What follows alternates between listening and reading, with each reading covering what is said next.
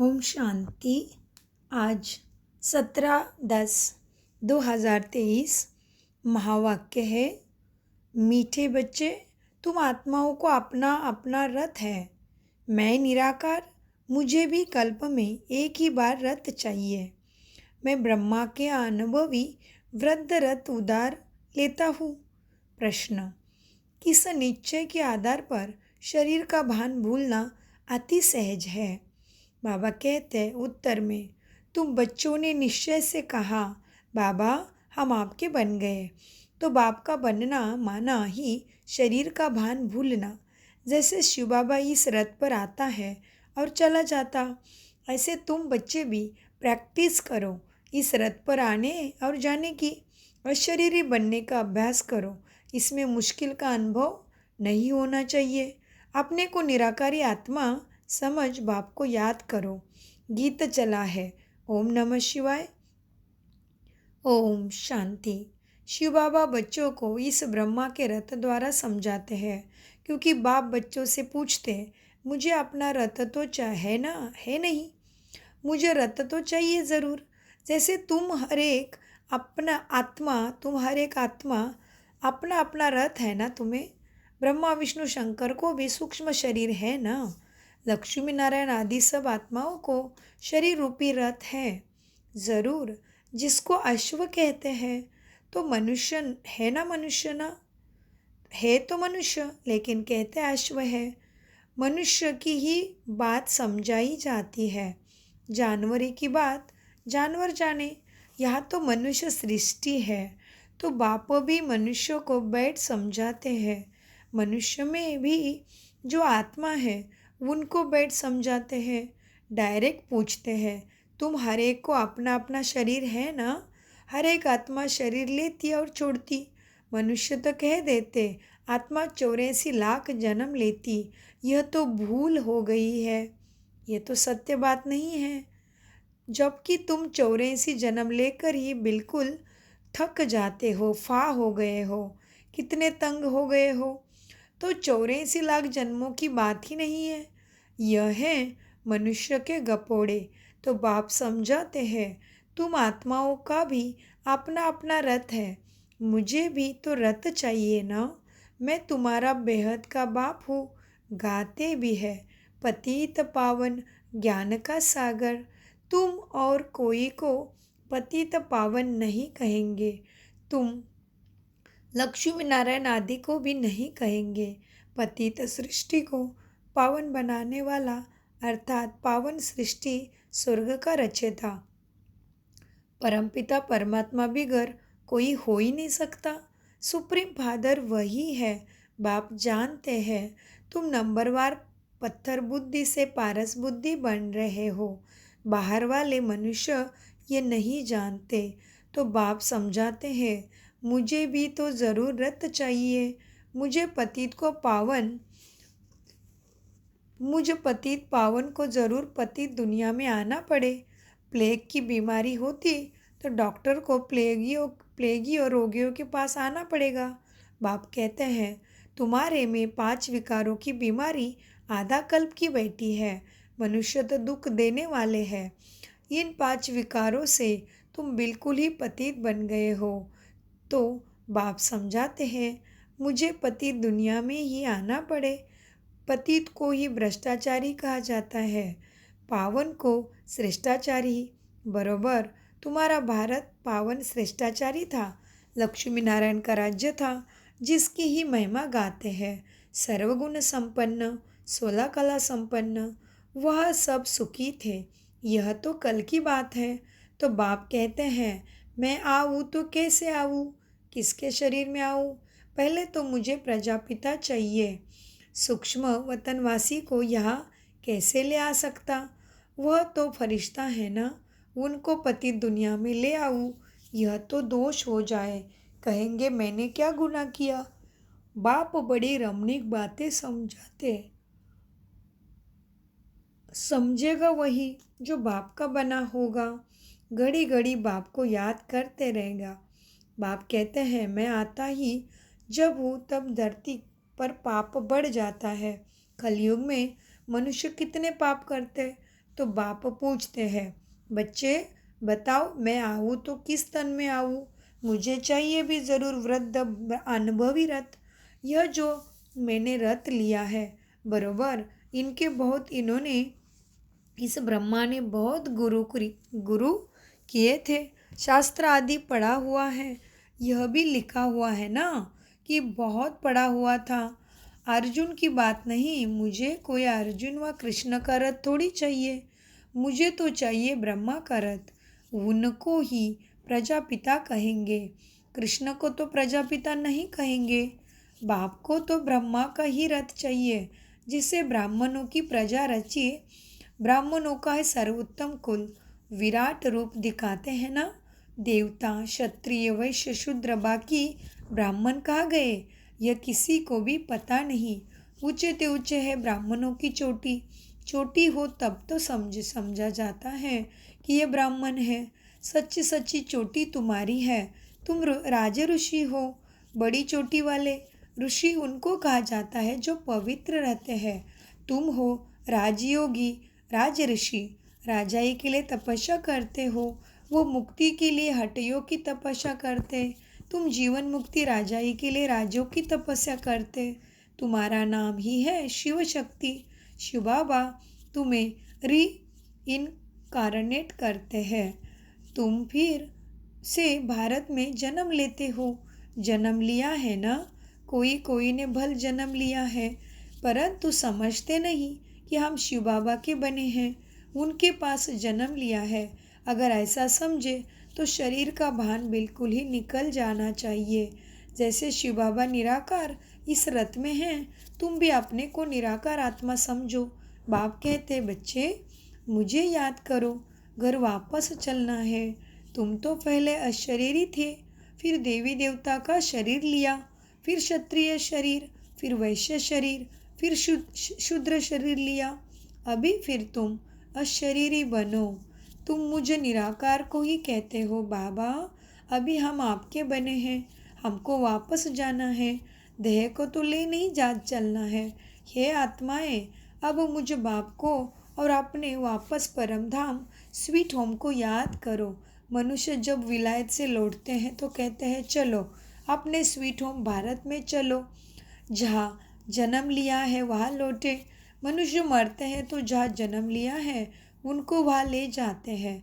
समझते हैं भारत की मिट्टी का बना हुआ है तो वही मिट्टी भारत में ही छोड़े। बाप कहते हैं, मेरा जन्म भी भारत में है, शिव जयंती भी भारत में हो। मेरे नाम तो ढेर है रख दिए। कहते हर हर महादेव, सबके दुख काटने वाला वह भी मैं ही हूँ। शंकर नहीं, ब्रह्मा सर्विस पर हाजिर है। और फिर जो स्थापना करते हैं वही विष्णु के दो रूप से पालना करेंगे। मुझे प्रजापिता ब्रह्मा ज़रूर चाहिए। आदिदेव का बरोबर मंदिर भी है। आदिदेव किसका बच्चा है, कोई बताए? उनका बाप कौन था? आदिदेव प्रजापिता ब्रह्मा है, उनका बाप है शिव। यह जगत पिता जगत अम्बा का यादगार मंदिर है। इस आदिदेवी ब्रह्मा के रथ में बाप ने बैठ ज्ञान सुनाया है। कटोरी में सब बच्चे बैठे हैं। सभी का मंदिर तो नहीं बनाएंगे। मुख्य है कोठरी में, बाबा कहते कोठरी में सब बच्चे बैठे हैं, सभी का मंदिर नहीं बनाएंगे। मुख्य है 108 की माला, तो 108 कटोरियाँ बना दी है। 108 ही पूजा होती है। मुख्य है शिव बाबा, फिर ब्रह्मा सरस्वती युगल। वह शिव बाबा है फूल, उनको अपना शरीर नहीं। ब्रह्मा सरस्वती को अपना शरीर है। माला शरीरधारियों की बनी है। सब माला को पूजते हैं, पूजकर फिर पूरा करेंगे। फिर शिव बाबा को नमस्कार करेंगे, माथा झुकाएंगे, क्योंकि उसने इन सबको पतित से पावन बनाया है, इसीलिए पूजी जाती है। माला हाथ में ले बैठ राम राम कहते हैं। परमपिता परमात्मा के नाम को किसी को पता नहीं। शिव बाबा है मुख्य, फिर प्रजापिता ब्रह्मा और सरस्वती भी मुख्य है। बाकी ब्रह्मा कुमार कुमारियाँ जो जो पुरुषार्थ करते रहते हैं उन्हों के नाम होंगे। आगे चल तुम सब देखते रहेंगे जब पिछाड़ी होगी तब तुम यहाँ आकर रहेंगे। जो पक्के योगी होंगे वही रह सकेंगे। भोगी तो थोड़ा ठंडा भोगी तो थोड़ा ठग सुनेंगे। भोगी तो थोड़ा डंका सुनने से खत्म हो जाएंगे। कोई का ऑपरेशन देखने से भी मनुष्य अनकॉन्शियस हो जाते हैं। अभी पार्टीशन में कितने मनुष्य मरे। वो लोग तो गपोड़े मारते रहते हैं कि हमने बिगर कोई लड़ाई राज्य लिया, परंतु परंतु मरे इतने जो बात मत पूछो। यह है ही झूठी माया झूठी काया। अभी सच्चा बाप बैठ तुमको सुनाते हैं, सच सुनाते हैं। बाप कहते हैं मुझे रत तो ज़रूर चाहिए। मैं साजन बड़ा हूँ तो सजनी भी बड़ी चाहिए। सरस्वती भी है। ब्रह्मा मुख वंशावली। वह कोई ब्रह्मा की युगल नहीं है, वो ब्रह्मा की बेटी है। उनको फिर जगतांबा क्यों कहते हैं? क्योंकि यह मेल है ना, तो माताओं की संभाल के लिए उनको रखा है। ब्रह्मा मुख वंशावली सरस्वती तो ब्रह्मा की बेटी हो गई। मम्मा तो जवान है, ब्रह्मा तो बूढ़ा है। सरस्वती जवान, ब्रह्मा की स्त्री शोभती भी नहीं। हाफ पार्टनर कहला न सके। अभी तुम समझ गए हो। तो बाप कहते हैं मुझे इस ब्रह्मा का शरीर लोन लेना पड़ता है। उधर उधार पर तो बहुत लेते हैं।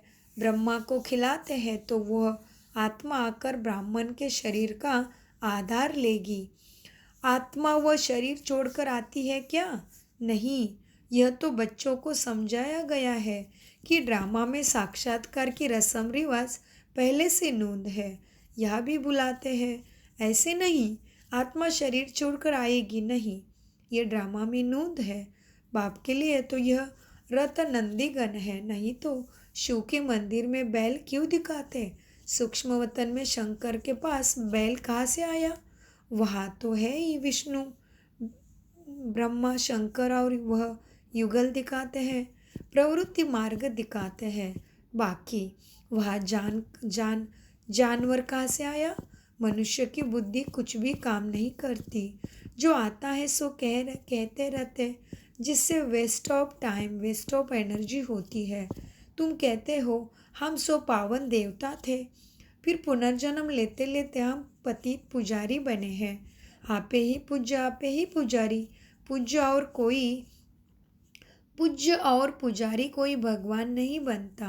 उनको थोड़ी ही 84 जन्म लेने पड़ते। माया मनुष्य को बिल्कुल पत्थर बुद्धि बना देती है।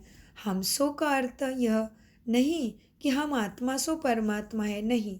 हम सो ब्राह्मण सो देवता बनेंगे, माना हाँ सो हम पुनर्जन्म लेते आएंगे। कितनी अच्छी समझानी है। बाप कहते हैं मैंने जिसमें प्रवेश किया है, इनसे इसने बहुत गुरु किए, शास्त्र पढ़े हैं, जन्म भी पूरे 84 लिए हैं। यह नहीं जानता, हम तुमको इन सहित बताता हूँ, ब्रह्मा का भी बतलाता हूँ। सदैव भी तो सवारी में कर नहीं सकता हूँ। ब्रह्मा मुख वंशावली ब्राह्मणों को बतलाता हूँ। मुझे रथ भी चाहिए ना। तुम बच्चे याद करते हो और मैं आ जाता हूँ। मुझे तो सर्विस करनी ही है, तो श्री श्री शिव की मत से भारत पावन बनता है। नरकवासियों को श्री श्री का टाइटल देना रॉन्ग है। आगे श्री नाम नहीं था, अभी तो सबको श्री अर्थात श्रेष्ठ बना दिया। श्री श्री तो है शिव बाबा, फिर सूक्ष्म वतनवासी ब्रह्मा विष्णु शंकर, फिर श्री लक्ष्मी नारायण। ये समझने की बातें हैं। नॉलेज बड़ी मज़े की है, परंतु कोई कोई पढ़ते फिर रफू चक्कर हो जाते। माया हाथ छुड़ा देती है। दुकान भी नंबरवार है। बड़ी दुकान में ज़रूर अच्छे सेल्समैन होंगे, छोटे छोटे में कम होंगे। तो बड़ी दुकान पर जाना चाहिए जहाँ महारथी हो। माताओं को तो टाइम बहुत रहता है, पुरुषों को धंधा आदि करना है तो बिजी रहते हैं। माताएं तो फ्री है ना, खाना पकाया बस। वह तुम पर फिर बंधन डालते हैं। सुनते हैं ब्रह्मा कुमारी के पास जाने से विष बंद हो जाएगा, तो रोकते हैं। शिव बाबा ऐसे तिरकानी फिसलाने वाली चीज़ें हैं। शिव बाबा ऐसे तिरकनी मानी फिसलने वाली चीज़ है जो घड़ी घड़ी शिव बाबा भूल जाते हैं ना। शिव बाबा शिव बाबा ऐसे फिसलने वाली चीज़ है बुद्धि से। शिव बाबा ऐसे तिरकनी फिसलने वाली चीज़ है जो घड़ी घड़ी भूल जाती है। बाप बिल्कुल सहज रास्ता बताते हैं कि मुझे याद करो तो तुम्हारे पाप भी कट जाएंगे और मेरे पास भी आ जाएंगे। तुम याद नहीं करेंगे तो पाप भी नहीं कटेंगे और साथ भी नहीं ले जाऊंगा, फिर सज़ा खानी पड़ेगी। भक्ति मार्ग में छाछ पीते आए, मक्खन तो तुमने सतयुग त्रेता में खाकर पूरा किया, बाकी पीछे क्या रहा? छाछ रह जाती है। छाछ भी पहले अच्छी मिलती है, फिर पानी मिलता है। सतयुग में घी दूध की नदियाँ बहती है, अभी तो घी कितना महंगा हो गया। अच्छा, माता पिता बाप दादा का मीठे मीठे से खिलते बच्चों प्रति याद प्यारा और गुड मॉर्निंग। रूहानी बाप की रूहानी बच्चों को नमस्ते। हम रूहानी बच्चों की रूहानी बाप दादा को याद प्यार गुड मॉर्निंग प्यारे बाबा नमस्ते नमस्ते। धारणा के लिए मुख्य सार। राज ऋषि बन तपस्या करनी है, पूजनीय माला में आने के लिए बाप समान सर्विस करनी है, पक्का योगी बनना है। 2. नॉलेज बड़ी मज़े की है, इसलिए रमणीकता से पढ़ना है, मूंझना नहीं। वरदान। वैरायटी अनुभूतियों द्वारा सदा उमंग उत्साह से भरपूर रहने वाले विघ्नजीत भव। वरदान का विश्लेषण है। रोज अमृत वेले सारे दिन के लिए वैरायटी उमंग उत्साह की पॉइंट्स बुद्धि में इमर्ज करो।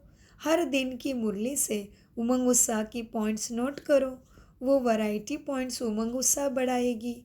मनुष्य आत्मा का नेचर है कि वैरायटी पसंद आती है, इसलिए चाहे ज्ञान की पॉइंट मनन करो या बाबा से रोहरियान करो, वैरायटी रूप से जीरो बन अपने हीरो पार्ट की स्मृति में रखो। बाबा कहते वैरायटी रूप से जीरो बन अपने हीरो पार्ट की स्मृति में रहो तो उमंग उत्साह से भरपूर रहेंगे और सब विघ्न सहज समाप्त हो जाएंगे। स्लोगन। अपनी अवस्था को ऐसा शांत चित्त बना लो जो क्रोध का भूत दूर से ही भाग जाए। कितने सुंदर है स्लोगन। अपनी अवस्था को ऐसा शांत चित्त बना लो जो क्रोध का भूत दूर से ही भाग जाए। ओम शांति। मीठे प्यारे बाप दादा का अनगिनत पदम गुना शुक्रिया। धन्यवाद। Have a nice day.